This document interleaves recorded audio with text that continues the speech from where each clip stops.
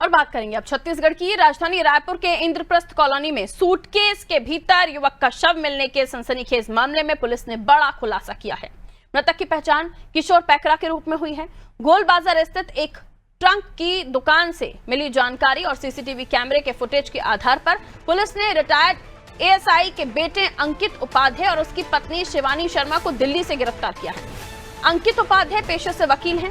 फिलहाल दोनों को रायपुर लाने की तैयारी चल रही है। आपको बता दें, 23 जून को इंद्रप्रस्थ कॉलोनी में स्टील के ट्रंक के अंदर सूटकेस में बंद एक युवक का शव बरामद होने से पूरे शहर में सनसनी फैल गई थी। मामले की गंभीरता को देखते हुए डीडी नगर थाना पुलिस और क्राइम ब्रांच ने तुरंत जांच शुरू की। घटना की जांच के दौरान पुलिस को ट्रंक पर हब्बू भाई नाम की मार्किंग दिखाई दी। इसी आधार पर पुलिस गोल बाजार में हब्बू भाई की दुकान पर पहुंची, जहां दुकानदार ने बताया कुछ दिनों पहले एक महिला और एक पुरुष ने वहीं से ट्रंक खरीदा था। पास ही स्थित एक दुकान के सीसीटीवी फुटेज के जो कैमरे के फुटेज खंगाले गए तो स्पष्ट दिखाई दिया कि दोनों आरोपी ट्रंक को ई रिक्शा में लोड करा के लेके जा रहे थे। आगे जांच में यह भी सामने आया कि आरोपी इंद्रप्रस्थ कॉलोनी फेज 2 में ही रहते हैं। इन फुटेज के आधार पर पुलिस ने आरोपी दंपत्ति को दिल्ली से गिरफ्तार किया। पुलिस की शुरुआती जांच के आधार पर यह साफ है कि हत्या सुनियोजित थी और शव को ठिकाने लगाने के लिए विशेष योजना बनाई गई थी। आरोपियों ने इस वारदात को कब और क्यों अंजाम दिया, रायपुर पुलिस जल्द ही इसका खुलासा कर सकती है।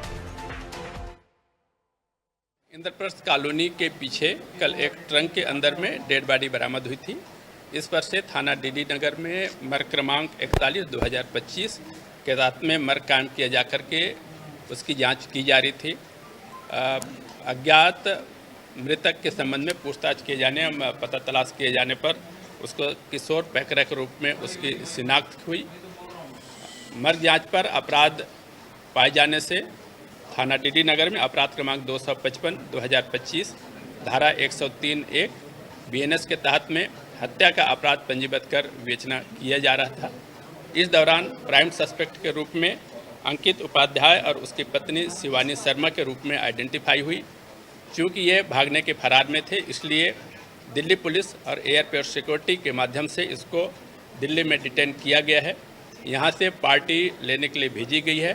पार्टी के द्वारा जैसे ही लेकर के रायपुर आया जाएगा, उसमें विस्तृत पूछताछ किया जा करके इसका विस्तृत खुलासा किया जाएगा। तो देखिए, ऐसा घटनाक्रम सामने आया है जिसमें ट्रंक खरीदा गया, सूटकेस में बॉडी पैक हुई, सीमेंट से उसे पैक किया गया और इस तरह के घटनाक्रम हम देख रहे हैं, अलग अलग जगहों से सामने आ रहे हैं। लेकिन इस मामले में ये दोनों दंपत्ति हैं, एक रिटायर्ड एएसआई का बेटा है जो खुद वकील है और उसकी पत्नी, जो इस पूरे मामले में सीसीटीवी फुटेज में रिकॉर्ड हुए हैं कि ये ट्रंक खरीदने आए थे। आइए, कुलभूषण हमारे सहयोगी हमारे साथ जुड़ रहे हैं। कुलभूषण, इस पूरी घटना को देखें तो काफी गंभीर ये मामला है और अभी भी ये खुलासा नहीं हो पाया है कि इन्होंने इस हत्या को अंजाम क्यों दिया। अब तक जो मामले सामने आ रहे थे वो पति पत्नी के रिश्तों को लेकर सामने आ रहे थे, लेकिन ये अनोखा मामला डेड बॉडी को ठिकाने लगाने के लिए सुनियोजित तरीके से पूरा प्लान बनाया गया था, ट्रंक खरीदा गया था, सीसीटीवी में कैद हुए, पोल खुल गई। कानून के हाथ और उनकी नजरें बहुत लंबी हैं। ये समझ आ रहा है कि सीसीटीवी फुटेज के अगर नहीं मिलता तो शायद ये खुलासा नहीं होता कि ट्रंक खरीदा किसने था।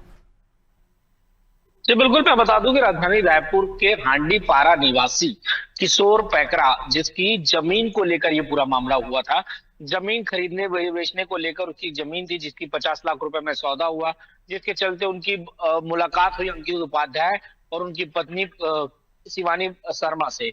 इनकी मुलाकात उससे होती है, जमीन को लेकर देकर वहां पर लेन देन का मामला वहां पर सामने आता है। इसी चक्कर में लोग की जो है वो बातचीत बढ़ती है। अब हत्या का कारण इसमें क्या बनता है ये अब तक खुलासा नहीं हो पाया है, लेकिन जो सबूत अब तक मिले उसके ये कि महज 5 दिन पहले इंद्रप्रस्थ कॉलोनी में उस घर को लिया जाता है, उस फ्लैट को लिया जाता है किराए से, कि किसी मुस्लिम व्यक्ति से उस फ्लैट को वहां से लिया जाता है जो उसके ओनर थे। 5 दिन पहले फ्लैट लिया गया जिसका कोई भी पुलिस वेरिफिकेशन नहीं कराया गया था। पुलिस वेरिफिकेशन कराने से पहले ही उस घटना को अंजाम दिया गया। 2 दिन उन्होंने उस घर में रहा, तीसरे दिन उन्होंने हत्या को अंजाम दिया। हत्या को अंजाम देने के बाद पहले उन्होंने उसको सूटकेस में बंद किया, बदबू मिटाने के लिए उस पर सीमेंट डाला, लेकिन उसके बावजूद बदबू नहीं मिटी। जिसके बाद पति पत्नी जो थे वह मार्केट गए, मार्केट से वहां पर एक पेटी ले आए, जैसे ट्रंक ले आए। ट्रंक को ई रिक्शा में भरकर वो पहले कॉलोनी लेकर आते हैं, कॉलोनी में वहां पे ट्रंक में लाश को वहां पर डालते हैं। लाश वहां पर डालने के बावजूद वहां पर उसके बावजूद ठीक भी बदबू जो है वो नहीं होता है। वहां से वो लेकर जाते हैं, फेंकने के लिए लेकर जाते हैं, लेकिन फेंक नहीं पाते हैं। और आप अगर देखेंगे सीसीटीवी में, जब ट्रंक को लेकर उस गाड़ी में लेकर जा रहे थे, ऑल्टो कार में लेकर जा रहे थे, तो बगल में वो महिला भी चल रही थी। कार के अंदर दो पुरुष बैठे हुए थे, और बगल स्कूटी में जो दंपति है, जो शिवानी शर्मा, वो भी उनके साथ ही साथ गई है। उन सीसीटीवी में उसको लेकर गया। ले जाने का प्लानिंग था कि नदी में ले जाकर फेंकेंगे, लेकिन बदबू इतनी थी, क्योंकि गार्ड ने पहले ही शक किया था और गार्ड ने रोकने की कोशिश की थी, लेकिन वो निकल गए थे। उनको गार्ड को स्मेल आ गई थी बदबू, जब वो कॉलोनी से निकल रहे थे, ठीक है। उनको स्मेल आ गई। उसके बाद उन्होंने रास्ते में ही पेटी को इमरजेंसी में फेंका, और उसके बाद वो वहां से निकल गए।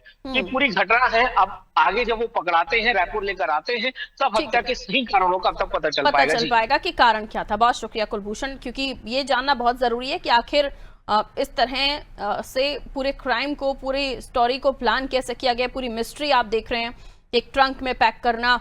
वाकई ये जो इस तरह के क्रिमिनल माइंडेड होते हैं, और इनके बहुत से भी दिन पर दिन बढ़ते जा रहे हैं, और ये बताता है कि इस तरह के जो क्राइम है वो अब देश में बढ़ रहे हैं।